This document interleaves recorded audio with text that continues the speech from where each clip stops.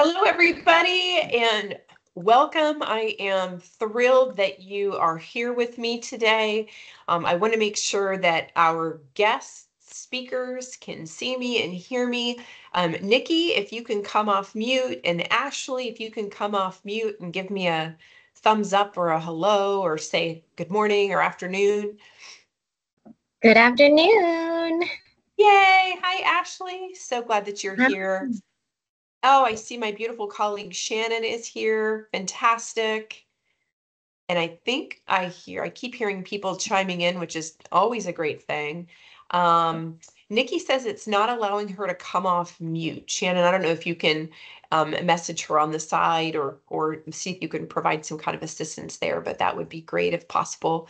Um, if you wouldn't mind, as you are joining us today in the chat, tell us where you are dialing in from. I'm dialing in from California today. I am visiting my family in the center part of California where it is beautiful, but the air is bad, which is why I'm sick. Ah! Boo! But so happy to be here and to be joining you today. Oh, I see Virginia. I see Texas. Everything's bigger in Texas. I love it. My husband's from there. Oregon, beautiful Oregon, North Carolina. Hey, y'all are where military bases are. That's that. Awesome. Alabama. Oh, I love my Alabama girls. Fort Bragg, North Carolina. Well, Tiona, you are in military army country over there. Florida, that's my girl Ashley joining us from Florida. Shannon, I know from Florida. Another from, wow, a lot of North Carolina. Did y'all talk people in North Carolina? Say, hey, apply for this scholarship. Maryland, super. Jennifer, thank you so much for being here. Washington State. Where in Washington? I'm curious. I was supposed to be in flying to Seattle tomorrow, and that trip got postponed. Las Vegas. I saw a couple of people from Las Vegas. That's terrific.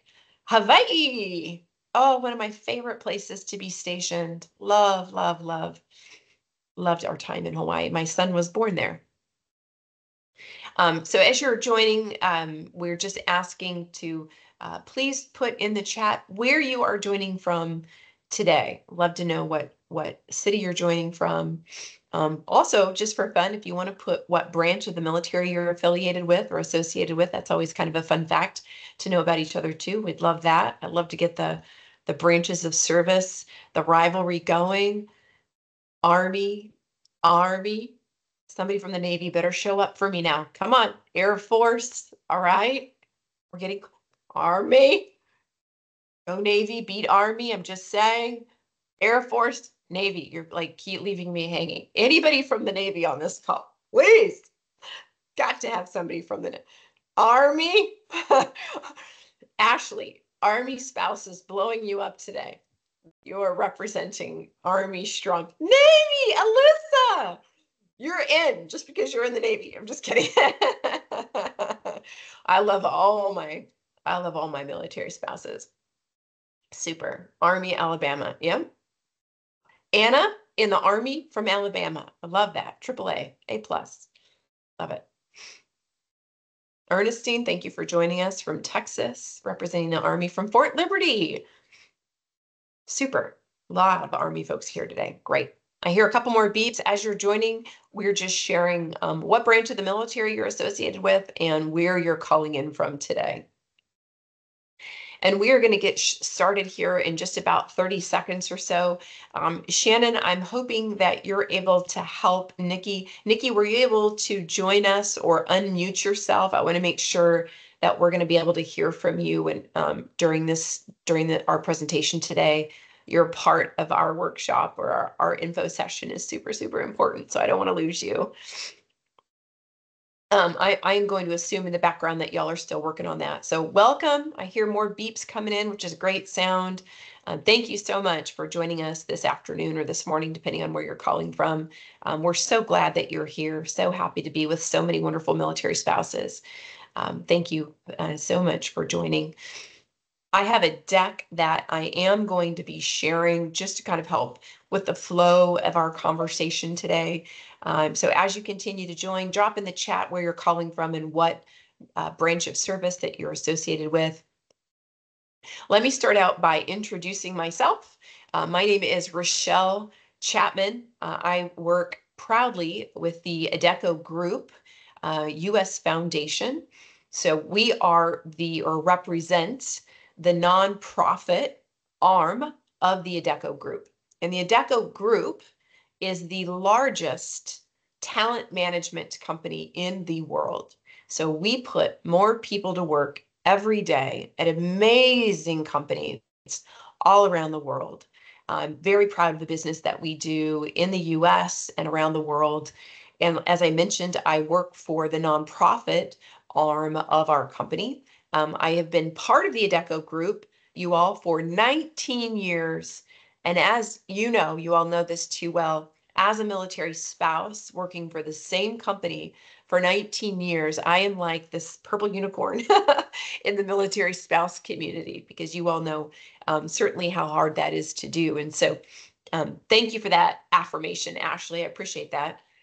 The Adecco Group is a wonderfully beautiful supporter of the military community, especially the military spouse community. I obviously am a walking testament to our commitment to the military community. If you've heard of the Adecco Group, I'm hoping that you've heard of us because you know that we were recognized in 2024 as the #1 military spouse friendly employer in the US. Like, yes, pat ourselves on the back. You all have been working towards that goal for about 15, 16 years, and so proud to be given that recognition this year. Our program, our commitment to the military community is 22 years strong. So we started our program 22 years ago in an effort solely to hire, at that time, go Navy, military spouses. So we had this really cool agreement with the Department of Navy, and Navy said, hey, Adecco, you're doing all this great work. We want you to be kind of the sole provider of career support for the military spouse community in the Navy. And we said, we'd love to be that company. And then when I came on board in 2005, I said, hey, if we can do this for the Navy, we can do this for the Army, we can do this for the Air Force, we can do this for the Coast Guard, the Marine Corps, now the Space Force. And not only can we do this for military spouses, but for veterans and really the entire military family. So it really has been a gift, you all, to see our program and our commitment to the military community grow for so many years. So thrilled today that we have expanded beyond just an employment program for military spouses, which let alone that I think is important because we were kind of one of the first companies to do this all those years ago. That certainly still has merit and has wings, but we have added education programs and scholarship programs to our Military Alliance program over the last 20 years. And the one that you are here for today, Operation Reskill, is just our latest investment in the military spouse community. And I couldn't be more proud to launch this and to roll this out exclusively for a military spouse near you. I know how important it is to create programs and to create a community where you all can grow and learn and thrive and feel supported. Um, I want to take you back just a couple years. During COVID, during the height of COVID in 2020, I was working really closely with the Chamber of Commerce. And I'll remember we were stationed in Belgium at the time, and they reached out to me and said, Rochelle, you have been in this space for a long time. You have your ear to the ground with the military spouse community. What is your thought about how COVID is going to change the workforce for the military spouse? Now, mind you all, this is like April 2020. So one month into like lockdown, they're reaching out to me. And I said, I think that COVID is going to level set the playing field for the military spouse community. And that if everybody is going remote, it no longer matters where a military spouse lives. Because we can work from anywhere. And if that level sets the playing field for us, COVID is going to be the biggest benefit to our community.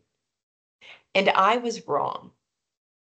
And I really thought I was all in and all right back then. I think we have seen over the last 4 years that that hasn't necessarily been the case.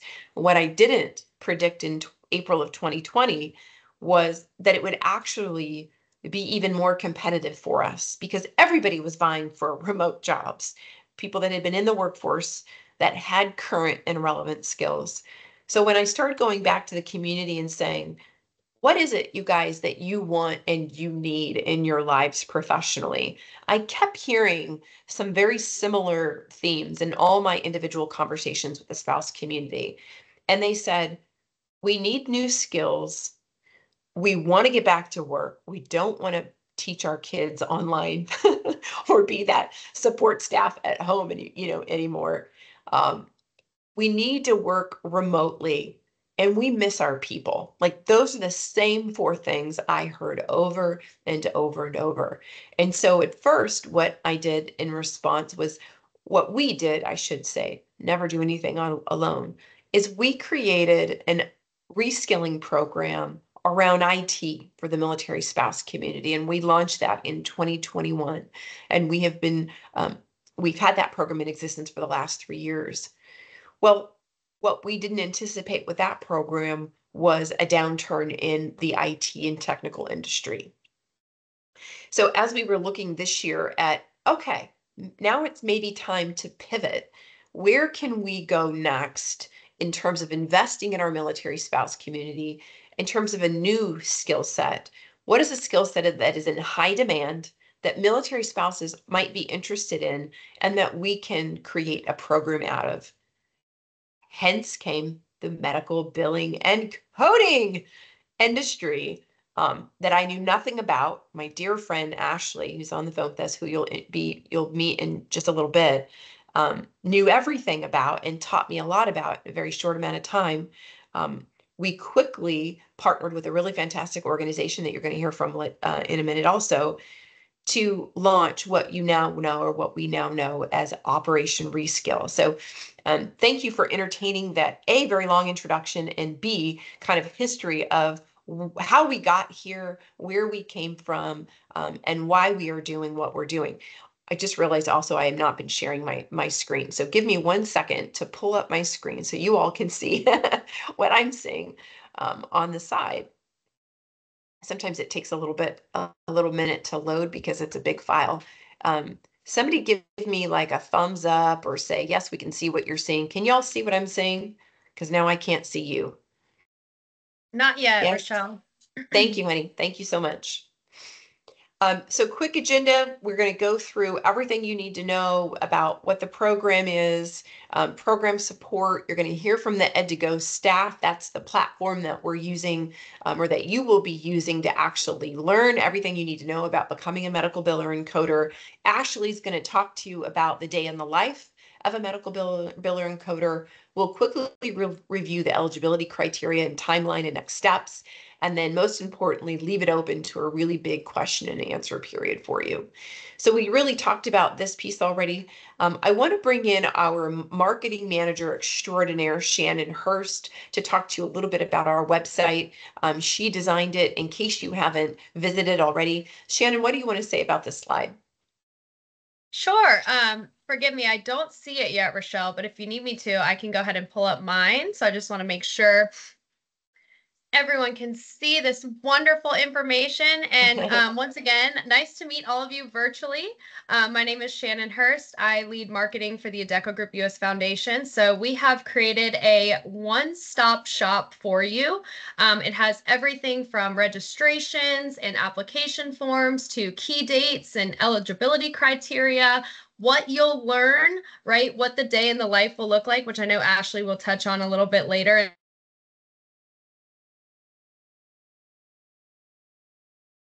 This is going Oh, to be your one. Oh, do we go ahead. I have? think I think we lost you for a second, but I got you back, Shannon. I apologize, guys. My power went out about 5 minutes before this call, full disclosure. So we are running on pure fumes today, but I've dropped in the chat for you the link to our website. This is where you will find both the application form as well as the eligibility criteria, which we'll go over. If you see on this slide, and I'm not sure if Rochelle is sharing it, if you can see it yet. Ashley, you said you can see my slide, right? No, ma'am, I can only see the two of you. Oh, okay. I'll wait until we get that pulled up because there's a fun little QR code on there that you guys can scan that will bring you directly into the website. But essentially, this is your one-stop shop to learn more. So we'll go over every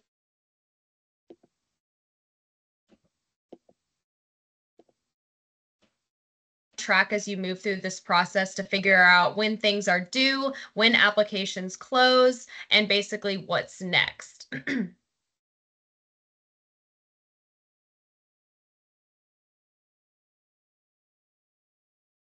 Think we may have lost Rochelle. Let me see if I can share my screen.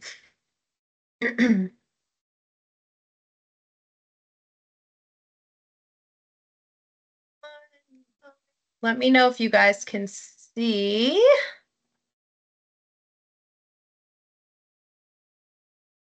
My screen. Oh.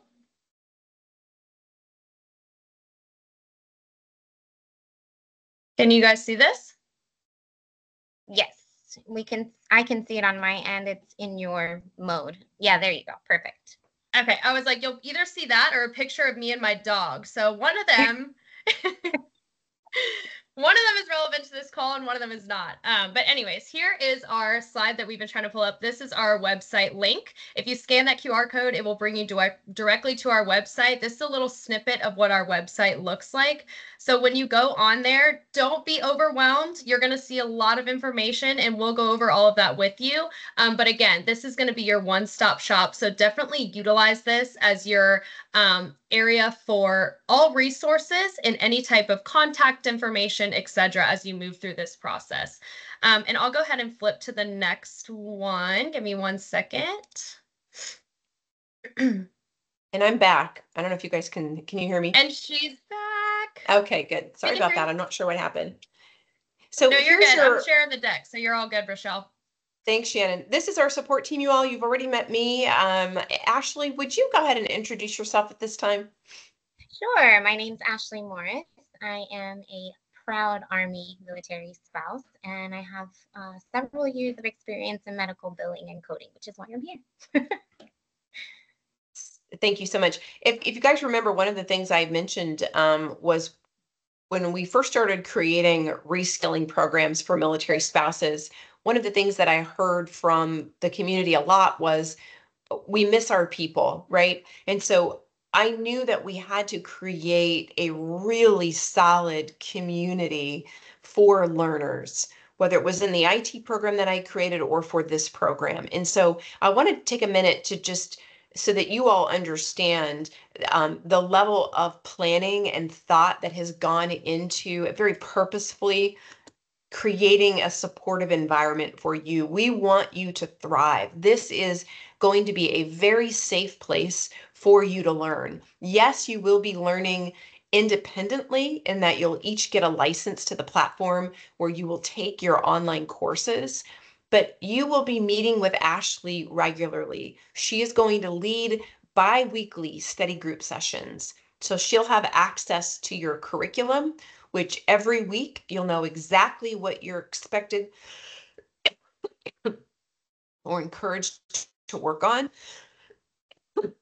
She will support you in study groups. You will have a mentor, and you will even have a student advisor through Cengage, which is pretty incredible. Next slide, Shannon.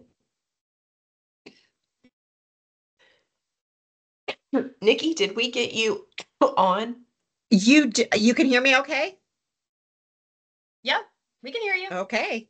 I do not have camera. I do not have the ability to share, but you guys can hear me, and that is wonderful. My name is Nikki Strunk. I'm an account manager here over at Ed2Go. Oops, it looks like I can go ahead and share my camera now. Thanks. I think, Shannon, did you do that? I Okay. got you, girl. Thank you. Thank you. Yes, so super excited. We are happy to be partnering with the Ed2Go group, Military Alliances Operation Reskill to offer the medical billing and coding course. If I can have you go to the next slide, Shannon. Our medical billing and coding course is one of the most popular courses that Ed2Go offers. We have over 900 courses total in our academic catalog. This particular course is a 370-hour course where it includes your exam vouchers. You're going to be able to sit for one of 3 nationally recognized certifications. We have the CPC, which is the Certified Professional Coder. This is through the American Academy of Professional Coders. The CBCS is through the National Healthcare Association, and the CCA, which is through the American Health Information Management Association. As part of your course, you will again have the curriculum to be eligible to sit for one of the 3 national certifications. All of your course materials and study materials are included into the course, so it's going to allow you to study. You're going to have some online resources. You're going to have some coding books that are going to be available to you for reference beyond your course.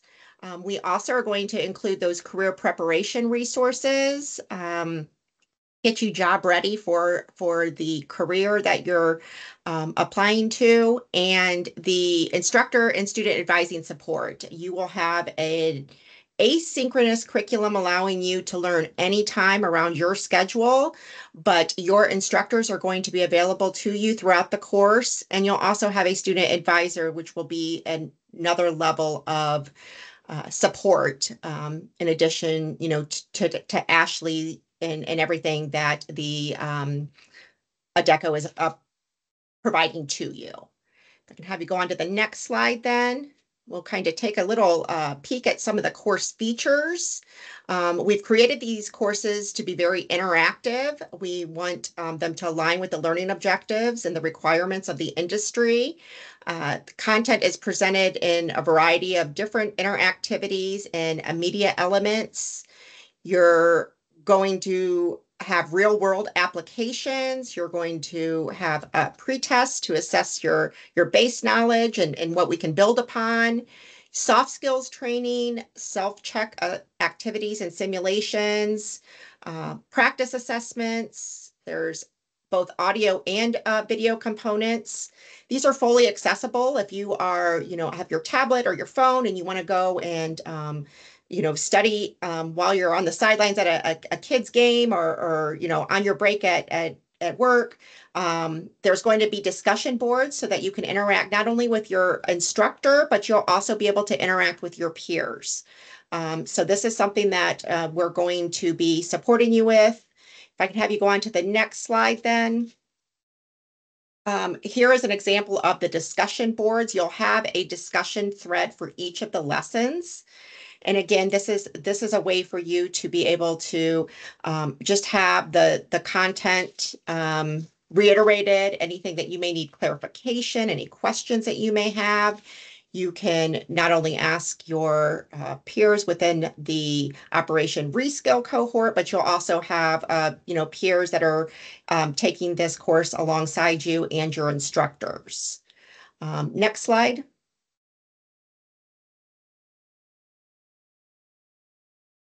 And you'll want to probably press this one like 2 times, I think, Shannon. Sorry for the Is this- slight delay. Hopefully you can see this.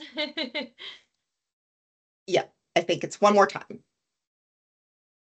There we go. So the assessments that you're going to take throughout the course are going to come with feedback and remediation. So it's designed, specifically for your strengths and areas that you need to improve upon. So you'll get to see, where you did well, where you may be lacking, and easily access the topics where that remediation may be needed.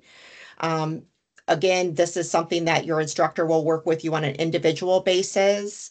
And then as you're getting to the point of concluding your course, the medical billing and coding course, you're going to also have a resource called Land the Job.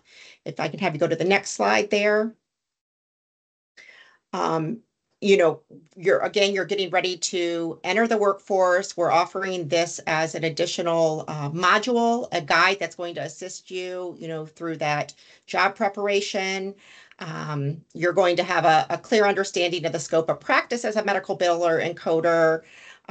We're going to touch upon, job shadowing and some of the benefits of that. Where and how to look for jobs, the different career search engines that are available to you, the different filters and how to find those best job opportunities. Professionally networking, you're already going to be working with each other, so you'll already have a network and some mentors built into this experience. We're also going to get you interview ready, going into, appearance, the dress attire, timeliness, some of those, again, soft skills that are going to be relevant in this type of a profession. The important steps to complete after the interview.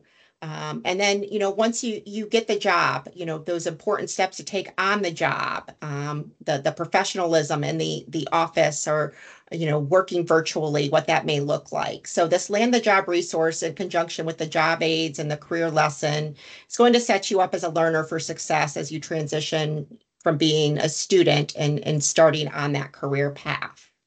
So like Rochelle had said, Ed2Go is going to be here for you. You will have a student login. You will have a student platform. We'll be able to keep you abreast of where you are pacing and how well you're doing in your courses. You'll have instant feedback.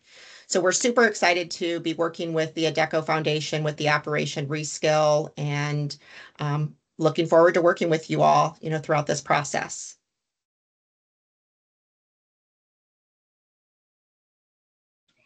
Hi, everyone. Again, I'm Ashley. I am an Army wife, and like I said earlier, I have extensive training and been in the medical billing and coding for quite some time.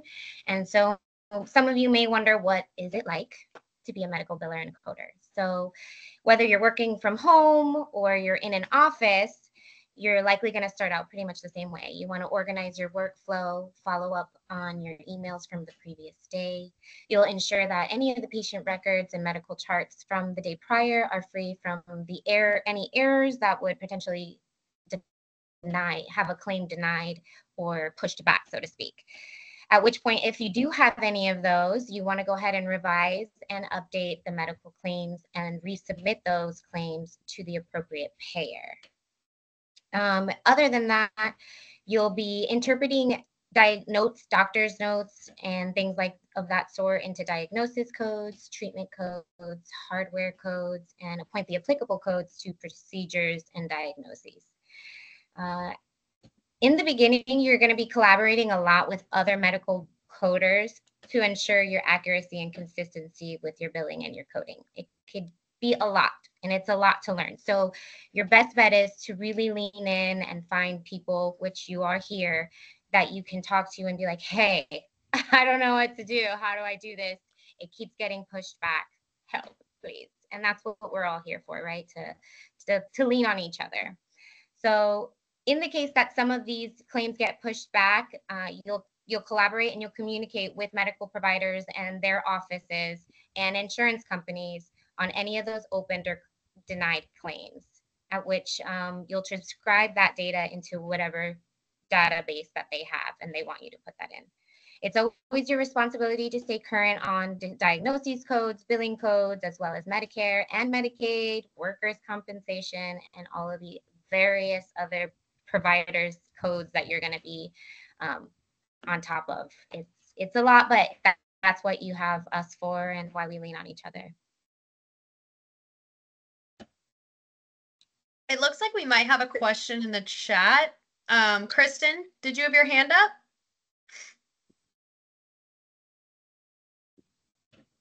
Or maybe it was an accidental push, because I've done that before too. All right, sorry about that. Go ahead, Ashley. No, Yeah, so I'm excited to be working with everyone and I'm excited to be a part of this project. It's really special to me and I can't wait.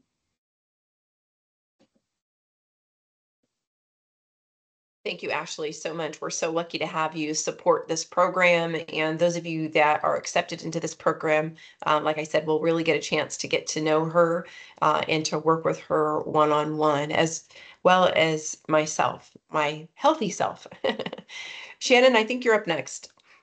Sure. So, one of the biggest things about this, you're probably wondering, how the heck can I get into this program, right? What do I need to do? What's our eligibility criteria? So, earlier, I think we were breaking up a little bit on technology. So, I'm just going to reiterate again. Our website has everything that you need. It has this criteria listed again. We're going to go over it right now for you. And it also has links to the application.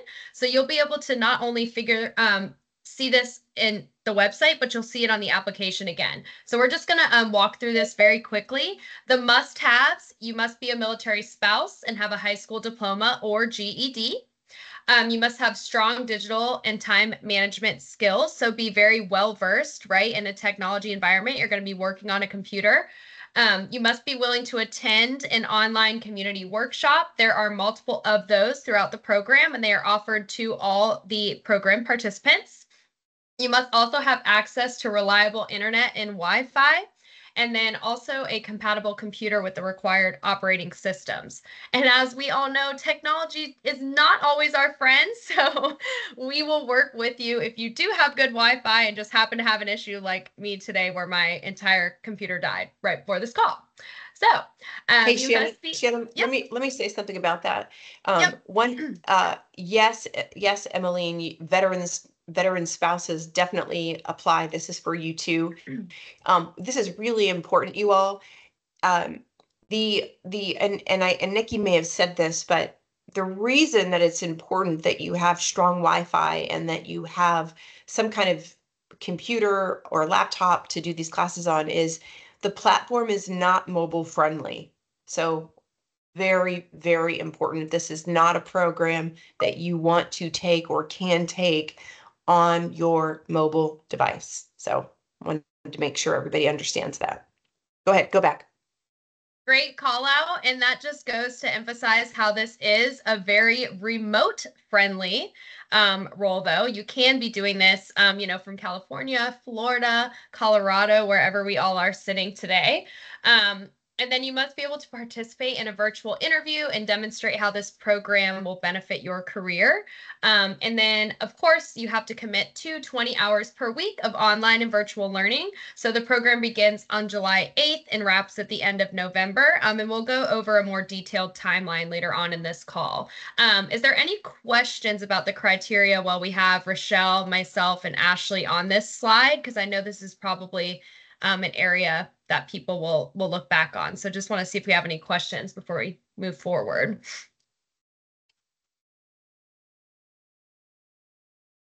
While you're thinking of questions, oh, we see one. No, unfortunately, military spouses that are currently OCONUS are not eligible for this program, and I'll tell you why. The certifying body for the certification requires that you live in the US. So that is not our criteria. It is not Ed2Go's criteria, but the actual certifying body that you will take your certification through at the end of this program does require it. So unfortunately, not a program for OCONUS military spouses. Yes, high school equivalency will be accepted.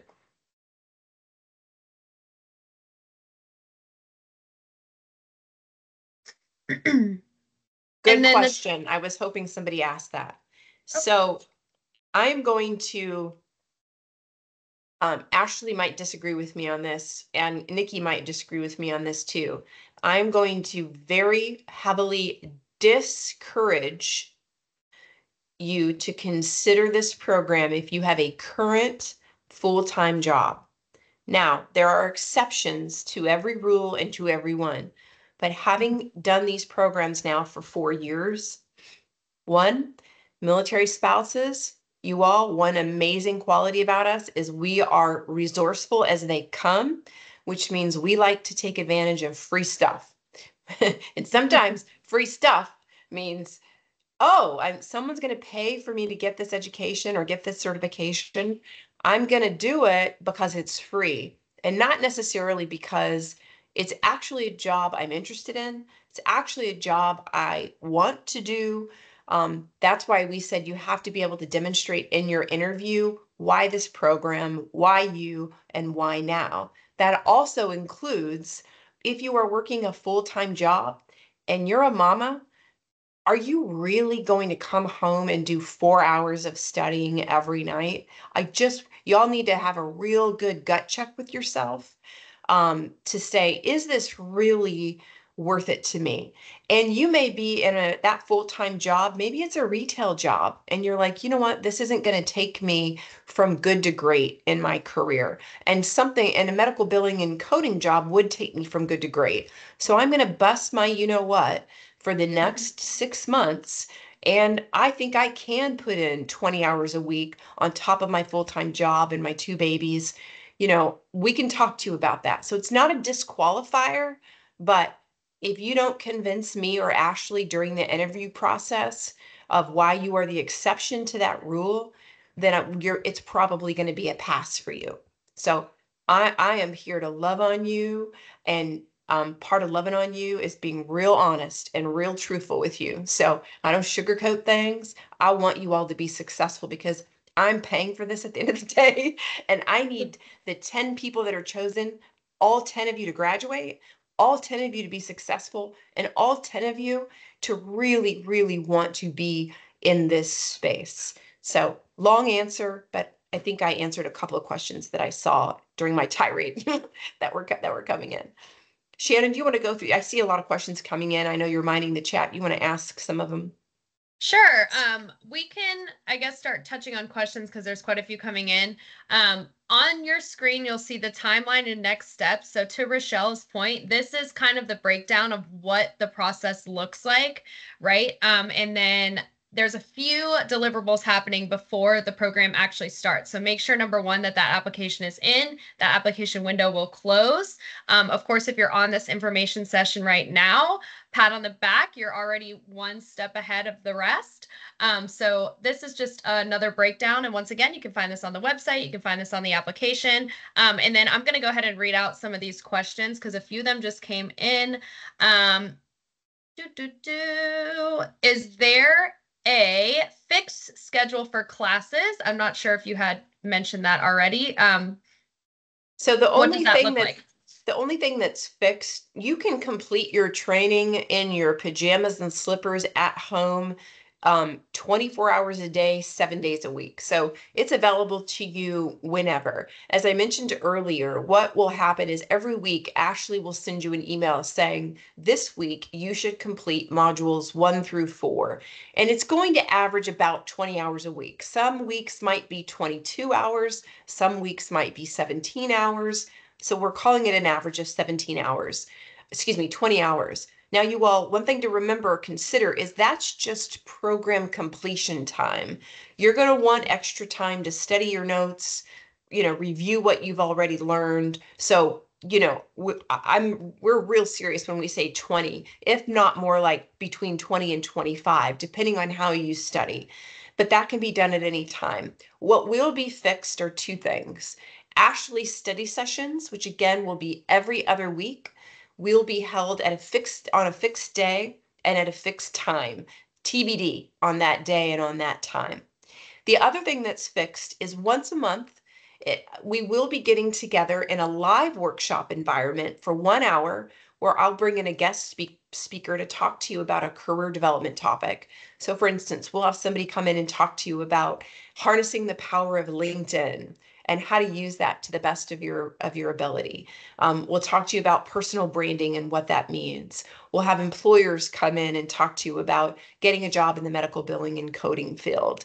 So different opportunities for you to grow outside of the platform, but also it's a sneaky way for you all to get to know each other a little bit better and to learn and to grow together. So that will be fixed, and so will the study sessions. There's a couple questions in the chat around confirmation of applications. what is the next steps there? I'm assuming that they close on the 14th, so you guys will be rounding out who's going to be headed to the interviews at that point. Can we just clarify for some of these folks what that looks like that have may have already applied? Yep. So this is this honest engine over here.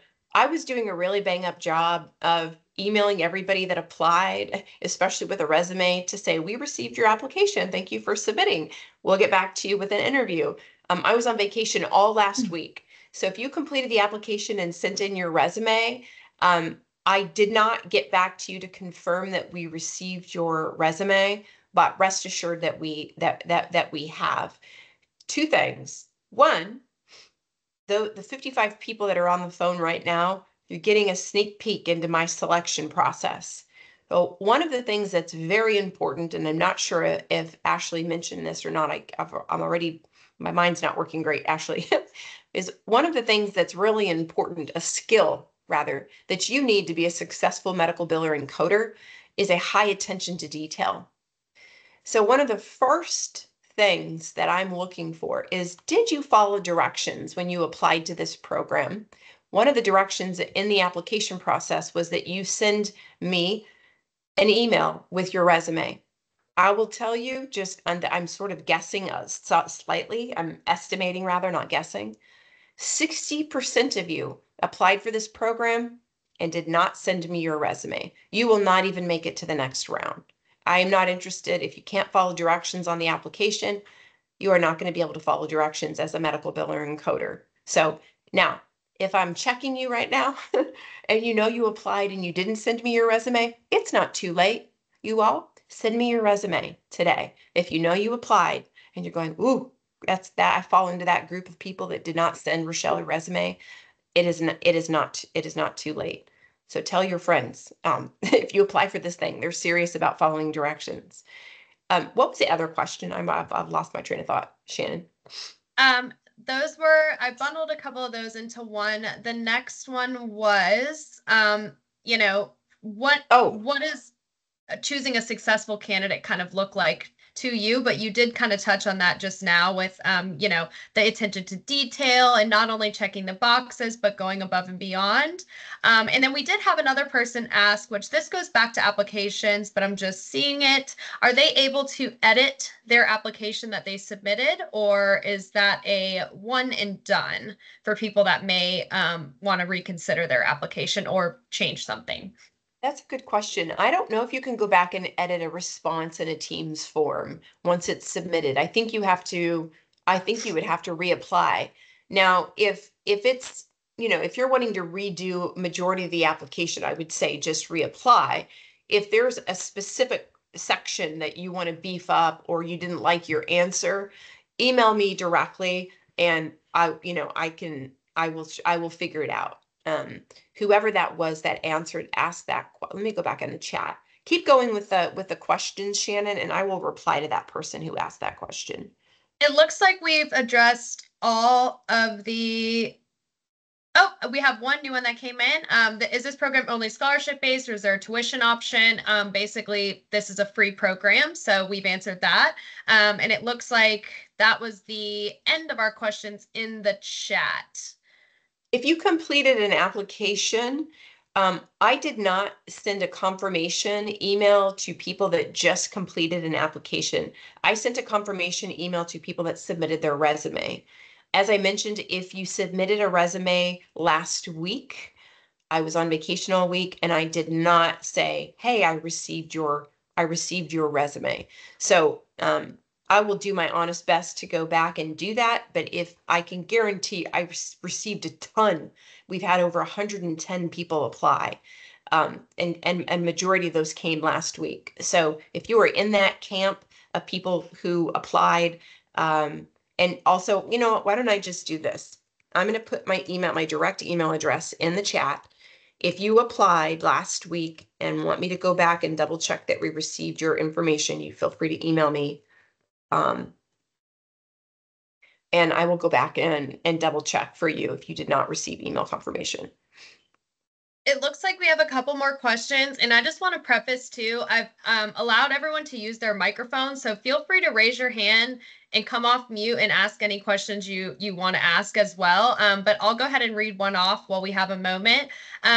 Sheila is wondering, would we be able to get hands-on experience as part of internships and fellowships after as part of the program? It sounds like she's asking kind of what do those workshops entail? What kind of experience is that? So I hear that question differently than you hear it, Shannon, but I'm going to answer both. So the workshops are really led by our career coaches, and again, they're more on career development kind of topics that have nothing to do with medical billing and coding. This is just good information that military spouses need to know when you're looking for a job, when you're networking, whether that's online or in person. So these are just like extra, and they are optional. They are not mandatory. They are highly, I mean, there's only 10 of you that will be chosen. I'm hoping all 10 will show up. It's once a month for every session, but they're not necessarily required. It's really a value add for you all. As far as how do we get hands-on experience in terms of doing the job of a medical biller and coder, we are working on that right now. I can't tell you the name of the organization, but there is a very big health systems company that is extremely military spouse friendly that is looking at creating a fellowship program specifically tied to this program. And I kind of I didn't plan on doing this, you all, but because I sort of have a captive audience, I'm kind of turning this into a mini focus group, whether it's by show of hands or you just put in the chat, a yes or a no.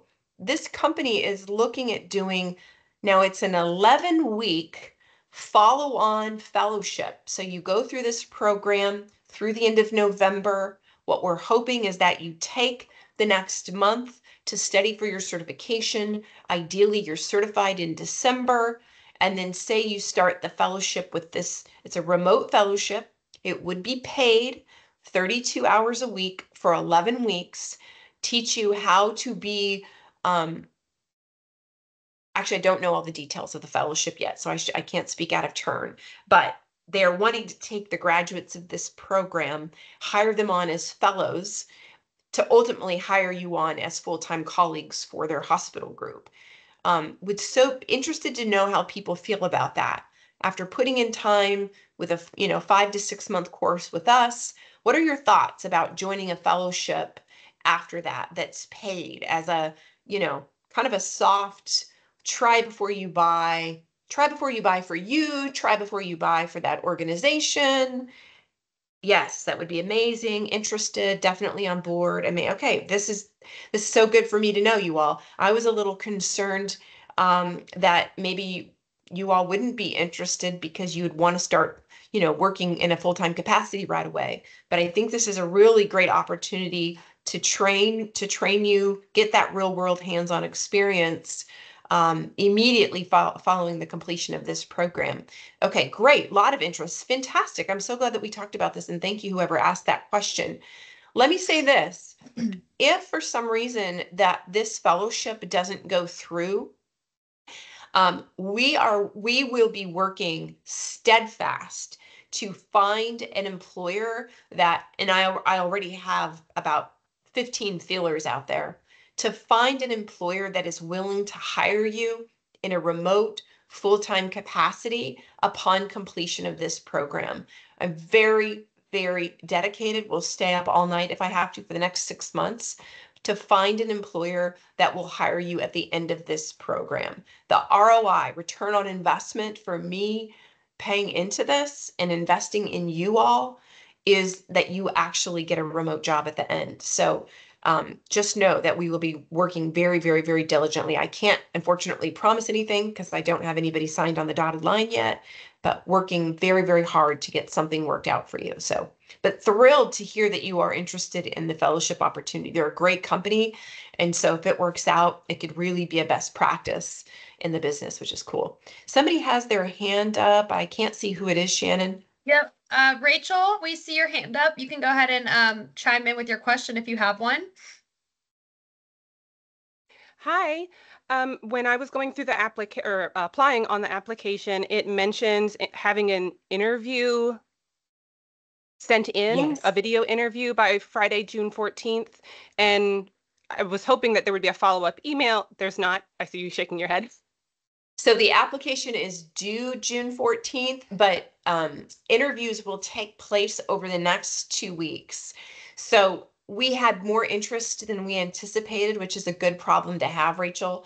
And so Ashley and I are meeting tomorrow. We're going to start dividing and conquering all the applicants that we want to move through to the next round of interviews. If for some reason you don't move through to the next round of the interview phase, we will let you know. We will also let you know when that interview is going to be scheduled.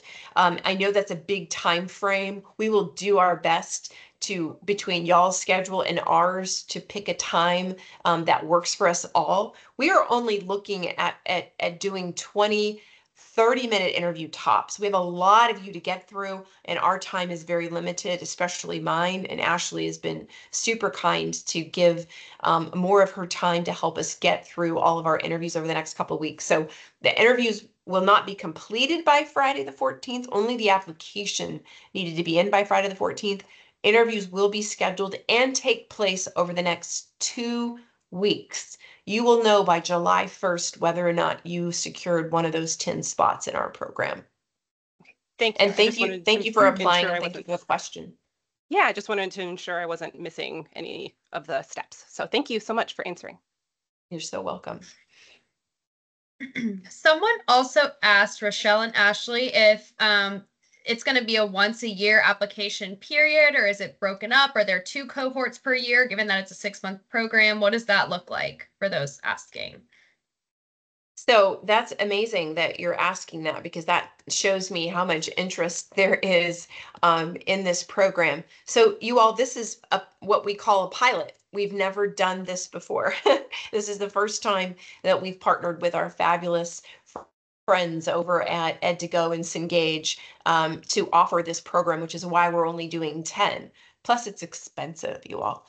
And so right now, this is the first time we've ever done it, and it's the only program we have. Should it be successful, you never know. So sky could be the limit. And I certainly hope that's the case. I hope we come back to you all next year and, we quadruple the amount of scholarships that we're able to offer. So TBD, if you don't get chosen for this first round, please keep in touch with us. I'm going to do a couple of things. One, I'm going to put a link to my profile on LinkedIn in the chat. Please feel free to connect with me personally. Also, Shannon, if you'll put a link to the foundation, maybe across all of our social media platforms. Shannon manages our social media for the Adecco Group US Foundation. We encourage you to follow us across all social media channels. You will find information about all the programs that we offer, not just this one there. And so we encourage you to follow us and check us out there too. Awesome. It looks like we have about 7 more minutes. Is there anyone else that has any questions for the experts on the call? Any questions about the platform? Because while we do have Nikki here from Ed2Go, I want to make sure that we utilize her knowledge about the platform. Any concerns or questions about the actual platform you would be using?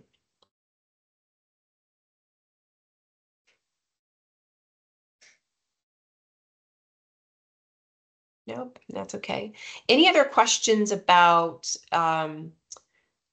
what it takes to be a successful medical biller and coder, or day in the life, anything that Ashley touched on, maybe that you want to hear in more detail?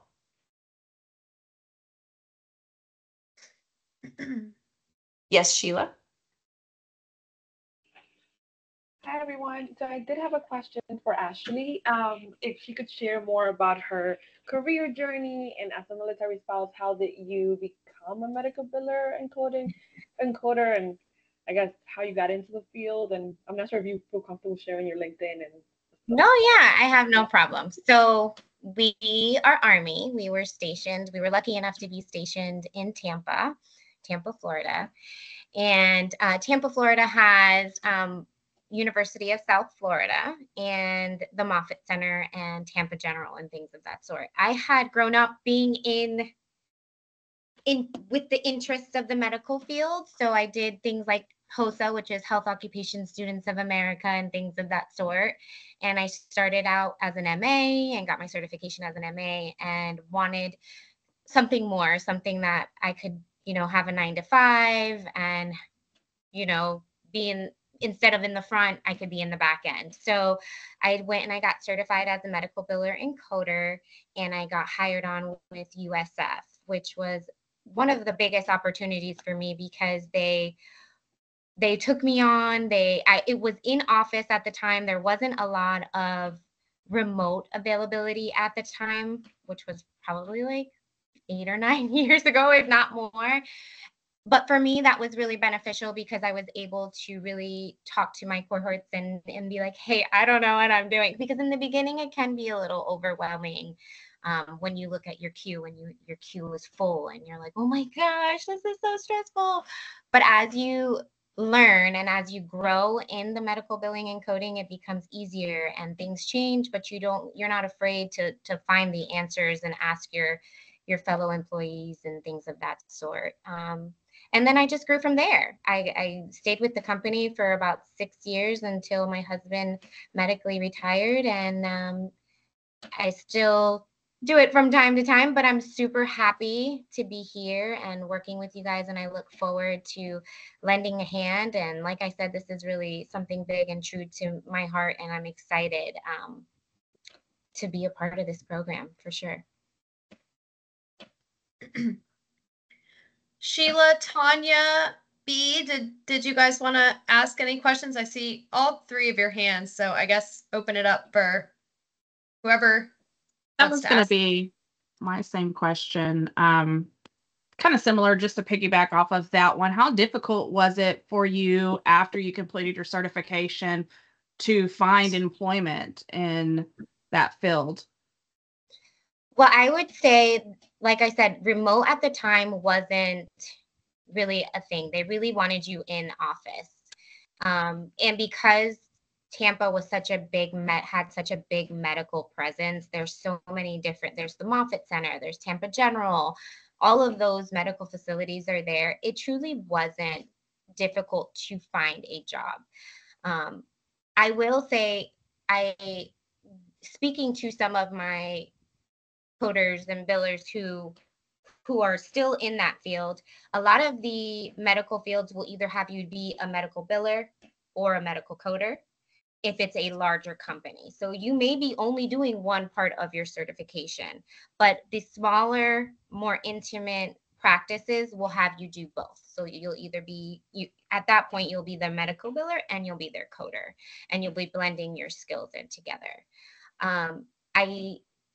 I can't say as to what it's like right now to be out there looking for a job in that field. I wish I could. But yeah, for me, I think it truly depends on your area and where you are located and where you're stationed at that time. But who knows? We might have a fellowship for you. Is there another hand? I see another hand up, Shannon. Tanya, did you still have a question? Or Maria, I see you're chimed in as well. Yes, I just had a question as far as conflict of interest and working from home, where you may be a medical coder for the VA hospital, but then you may want to take some hours over the weekend and do private duty for a chiropractor. Is there some kind of conflict of interest there? Because we're dealing with HIPAA, we're dealing with medical bills and things of that nature. Does that fall into that realm of, crossing boundaries, crossing lines? Maria, that would be a really great question for your primary employer. I mean, we couldn't answer that, but they certainly could. So if you were working, so in your example, if you were working for the VA, that would be a question for your supervisor. I have no idea. I wouldn't think so, but I'm not really sure. Okay, I just wanted to know if it was some type of code of ethics like we would have with lawyers, or me myself. I couldn't work for one hospital and two hospitals in one state, so I thought maybe it was something across the board. But if it's up to your employer, that's wonderful. Yeah, I'm not really sure. I appreciate your hustle though on the question and the drive to want to do it. Like respect, girl. Yes. Tanya, So did you still have a question? I am Tanya. Oh, I'm sorry. I'm sorry. I thought it was Maria. Maria, do you still have a Maria's next. question? Yep. Hi, thank you for doing this. I just have a question in terms of eligibility. If we are expected to PCS Oculus next year, is it okay? Is it still okay for me to join, or it's not advisable for me to join this? Are you PCSing overseas? Yes, next year. Not advisable. I'll tell you Oh, that even the fellowship, no, this is the only reason why, is we're mm-hmm. going to have a lot harder time hiring you, unfortunately, which I breaks my understand. little military spouse heart to say that. Yeah. I think we're still trying to figure it out policy wise and employment wise, how to properly hire and employ military spouses stationed overseas. And I could give you my whole personal rant about this, but I'll tell you Mm-hmm. that not only the certifying body, as I mentioned earlier, requires you to be in the US, but even I know that for this fellowship with this company that we're working with, they also said we would not be able to employ any military spouse stationed overseas. So I'm so sorry. Yeah. That makes me very sad for you. Yeah. Makes me very Thank sad for you, Maria. you. Yeah. Thank you. Thank you for doing this. You're very welcome. Thank you for joining today. Rachel, I'd love to take your question. Since we are receiving the training and education for all three of the certifications, is there an option to privately, on our own pay for the other two certifications that we don't to uh, choose through the program with the Sure. certificate? Okay, Yes, thank you. but I would say, and I'm not the right person to answer this, Rachel, or comment really. The only thing I would say is I would make sure that that's necessary before you make that investment, which you would have plenty of time to kind of research and we could help you research and find out. But, I sort of said this in jest a little bit earlier. You all know this, military spouses are more educated than our civilian counterparts. And sometimes we go back to school when we can't find work. And it's not that it's a bad thing, but sometimes we don't always make the smartest decisions about what we need and what we don't need, whether it's to fill time or, sometimes more certifications is not necessarily better. So Okay, could you do it independently? Yes. Should you? Hmm, maybe not. okay. I just didn't know if that would open us up for a wider range of opportunities to have more certifications, Yeah, it might. I mean, employment-wise. yeah, I know it very well might. I mean, it's a really good question, and I like that you're forward thinking.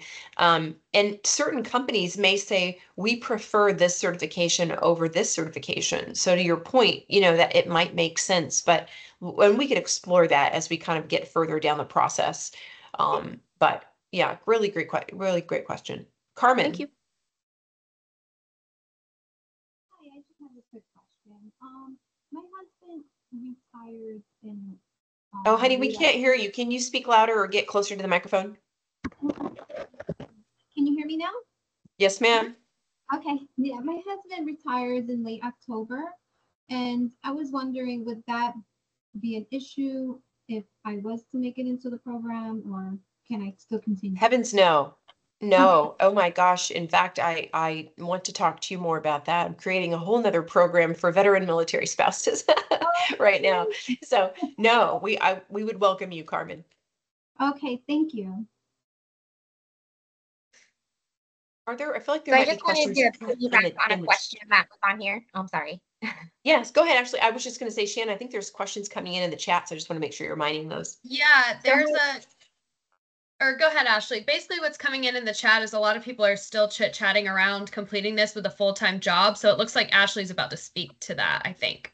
yeah. So when I completed the program, I did not have a full-time job. And looking back at that now, I say, thank God.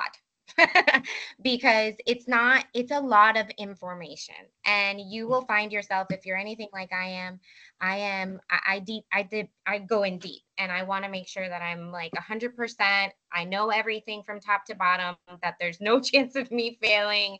And so you end up spending a lot of time just studying, because like I said, it's a lot of information and it's ever changing. And so I wouldn't suggest, is it impossible? I don't think it's impossible, but I wouldn't suggest it. It depends on the type of, how you study. Do you have a photographic memory? Does it come easy to you? I mean, it really depends on the person. But for me, I really dug in deep, and I wanted to make sure that I passed with flying colors, and it was important to me. So if this is important to you, I think it would be best if you, allotted yourself enough time. It's like learning another language, you all. It's, you need time to process it, Yes, think about that's it, exactly what it's remember like. it. Another language. That concludes the questions in the chat. So I don't know if you guys want to just give another minute or so for live questions, or Nikki, if you're still on, any last minute thoughts while we're waiting for maybe the last couple of questions to come in, or giving people more time to think about a last minute question? Anything that you want to say or might have missed? Yeah, just to reiterate, Rochelle, that it is asynchronous. So for the Ed2Go platform, the core curriculum, they will never be required to be in class on a specific day at a specific time. So you will have that level of flexibility. But to your point, I think the average of 20 hours per week to get through, and the timeline allotted, that's going to vary just a little bit per person, but I would say a minimum of 20 hours per week. This is a compacted program. So this program normally is twice as long. And we are very intentionally compacting it because we want you to end 2024 with a job prospect. So if you're already working, awesome. I'm so glad that you are already in a job and working, like fantastic.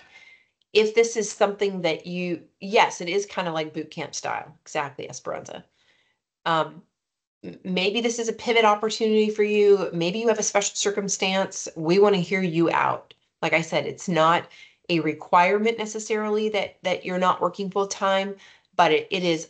I would not be doing my due diligence if I didn't, if Ashley didn't, if Nikki didn't really, really enforce the importance of you being available. And I don't mean being available at 8 o'clock at night when you're exhausted after working all day, and you've cooked dinner and you put the babies in a bath and you put them to bed, and then you're giving your leftover energy to a course that you're like, human anatomy schmatamy, you don't know the spleen from the, I don't know, appendix or whatever. I don't know. I mean, it is very dense information. It's very dense information. So we want to make sure that we are setting you guys up for success. So please don't hear it as discouragement, just as real talk, real girls talking to each other, wanting each other to be super, super, super successful. Couple more questions came in. One of them is around if I used MYCAA before or MICA before, would I still be eligible? This was probably answered. I wasn't sure if we discussed that or if Nikki touched on that. If anyone has an answer to that question. You don't have to use it. This is a beautiful thing, you all. I am writing a check, a big Adecco Group US Foundation check for this program. Do not have to use your MyCAA benefits for this program. We're not asking you to pay a dime.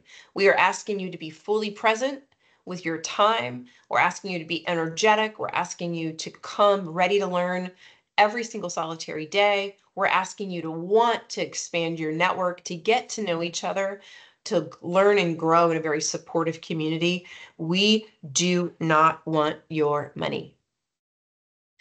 And then are you looking for, I think we touched on this in the criteria, but having medical experience is preferred but not required. So is that still Correct. okay? Yes. And then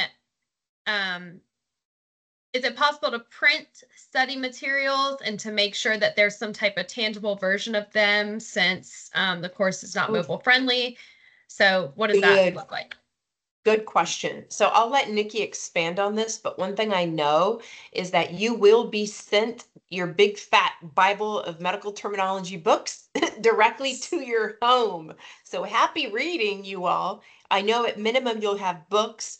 Nikki, what about notes or presentation of the material? Is that something that can be printed or shared digitally Yes, other than just watched? your lessons can be printed off, and like you are saying, Rochelle, I mean, there's study aids available that can be outside of the core curriculum and the course as well that you can maximize your time with. You also have an instructor that will be grading your quizzes, will be grading your work, and will be available to answer questions. So in addition to like the best cheerleader you'll ever meet, Ashley Morris, you'll also have actual instructor assistance through the platform. I don't know how long. Nikki, what is the average like response time with that? Like if they're gonna ask a question on the portal. Yeah, with those threaded discussions are responded to within 24 hours. Okay, super. Which I love that. I love that y'all are going to have that additional support. Anything else, Shannon? That was it. The last one I think we already touched on already, but we had um, an attendee ask about if they're taking a couple of college classes, what do you suggest? I think you guys would probably answer that similarly to how you would answer if someone was working another job. If they can, put in the 20 hours and make sure that they're committed and focused. But do you have anything to add to that, or is that still kind of where you would stand with that?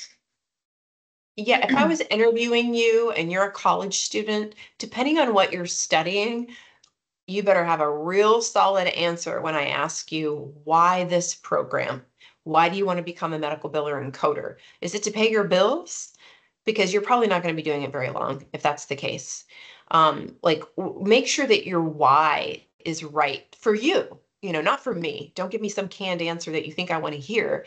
I want it to be right for you. So if you're going to school to study economics or finance or something, I'm going to be, medical billing and coding, like how does that fit? Is it to pay your bills to get you through school? Nothing wrong with that.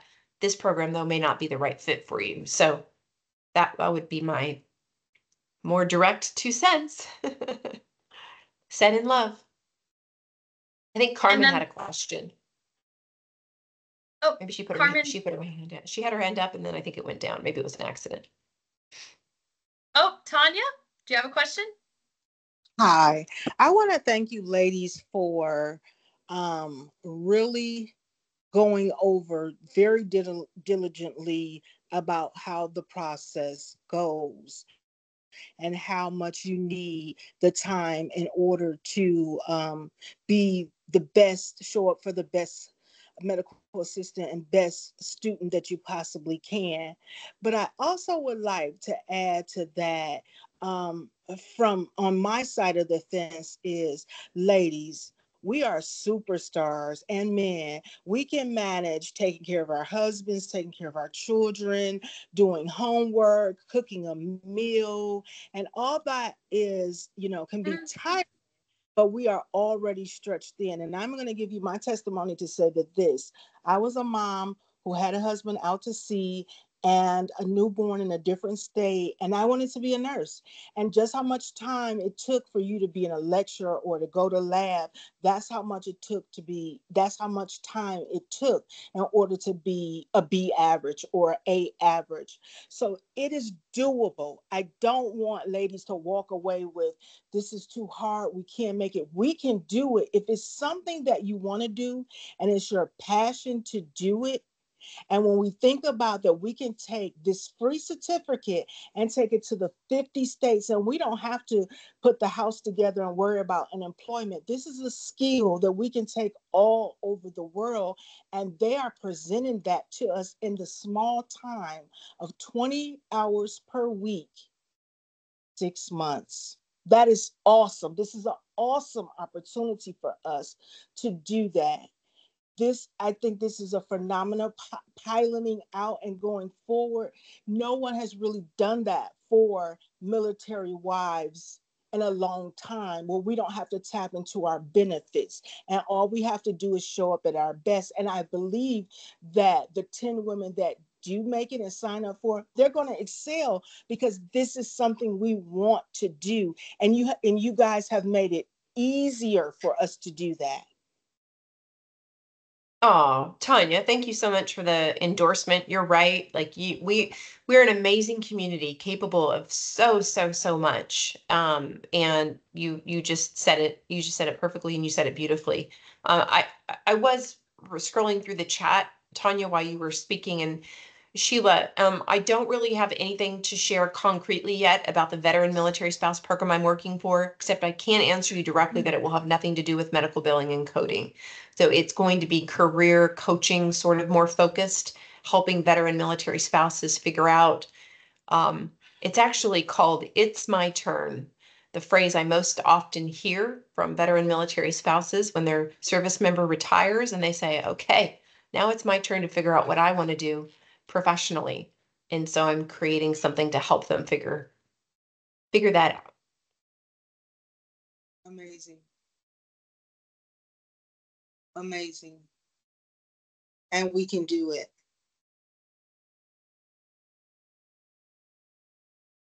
I'm curious to know, this is so bonus, so you all feel free to hang up.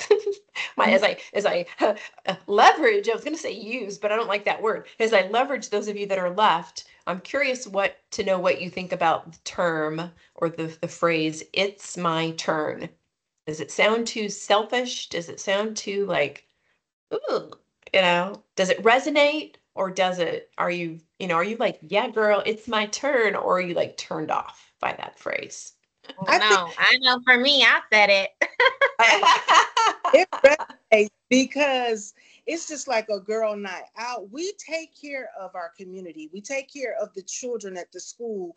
We even take care of teachers with presents and apples. We take care of our families. We take care of our spouses. We show up for different meetings. And what about our self-care? Because it's the airplane analogy. How can we provide all of these services to all of the people that we love and care about if we don't put the mask on ourselves first? So true, Tanya. Oh my gosh, that's so true. That's so true. Okay, well, you all, I'm getting all the affirmation I need. Shannon, you see all the positive comments in the chat about that phraseology? Okay. Someone We're gonna have a questioned it. shirt made before we get out of this call. Let's do it. Let's do it. Oh my gosh. I don't know. I need Somebody in marketing I need to let's get the rights for the website now, Shannon. We can make things happen. I love it. Oh, you all, it has been such a joy being with you today. Thank you so much for your service as military spouses. I failed to open our discussion by saying that. I'm usually much more thoughtful about that. I certainly think it and feel it in my heart. I know how much you serve and sacrifice. And this is a small way that we can love on our community. As I said many times, continue to invest in the military spouse community in what I hope to be a really impactful way. So thank you for voting with your time, coming and learning more about Operation Reskill. We hope that you were inspired to apply. If you haven't already applied, I think Shannon was going to put a link, and she may have already done so, to the application in the chat. So if you have any additional questions, I put my email address in there.